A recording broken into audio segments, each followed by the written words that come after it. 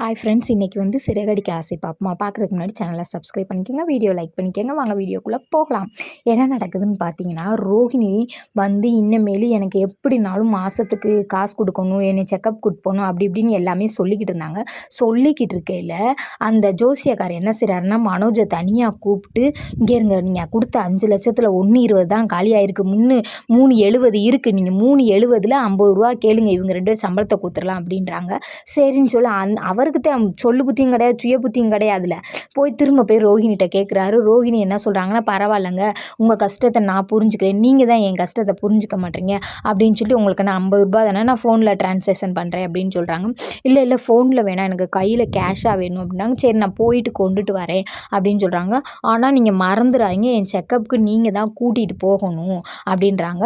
அப்புறம் பார்த்திங்கன்னா, ரேகா வீட்டில் வந்து ரேகா பார்க்க வந்திருக்காங்கள சிந்தாமணி அப்பாவை, அப்போ பார்த்துக்கிட்டு இருக்கையில் அப்போ என்ன சொல்கிறாங்கன்னா, தம்பி, நாங்கள் இனிமேலும் எங்களுக்கு வந்து ரேகா தான் முக்கியம், அதனால் நாங்கள் உங்களை ஏற்றுக்குறோம், நீங்கள் வீட்டோடையே இருங்க அப்படின்ற மாதிரி பேசுகிறாங்க. ரேகா வந்து அவங்க அப்பா ரொம்ப மிஸ் பண்ணுறாரு, அதனால ரொம்ப உடஞ்சிட்டாரு. அதனால என்னன்னு பார்த்தீங்கன்னா, கொஞ்ச நாளைக்கு ரேகா இங்கே இருக்கட்டும், ரேகா இருந்துட்டு வரட்டும், நீங்கள் கொஞ்சம் ஹெல்ப் பண்ணுங்களேன், இல்லைன்னா திரும்பியும் ஆள் என்னண்டோ மாதிரி ஆயிடுவார், ரொம்ப மனசு கஷ்டமாக இருக்குது அப்படின்னு சொல்கிறாங்க. சொன்னோனையுமே ரேகா அப்பா சொல்கிறாரு, வேணாம் அதெல்லாம் நமக்கு வேண்டாம், அவள் இவ்வளோ தூரம் வந்து என்னை பார்த்ததே எனக்கு பெரிய விஷயந்தான் அப்படின்னு சொல்கிறாரு.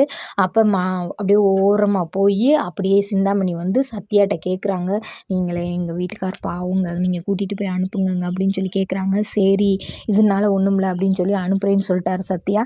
ஆனால் இதுக்கப்புறம் தான் எல்லா மேட்ரும் இருக்குது. ரேகாவை பிரிச்சுருவாங்கன்னு நினைக்கிறேன். ரேகாவுமே காசு ரொம்ப வசதி வாய்ப்பாக இருந்தனால அவங்களுமே அதை தான் விரும்புவாங்கன்னு நினைக்கிறேன். பிடிச்சிருந்தா ஒரு சப்ஸ்கிரைப் பண்ணிக்கோங்க.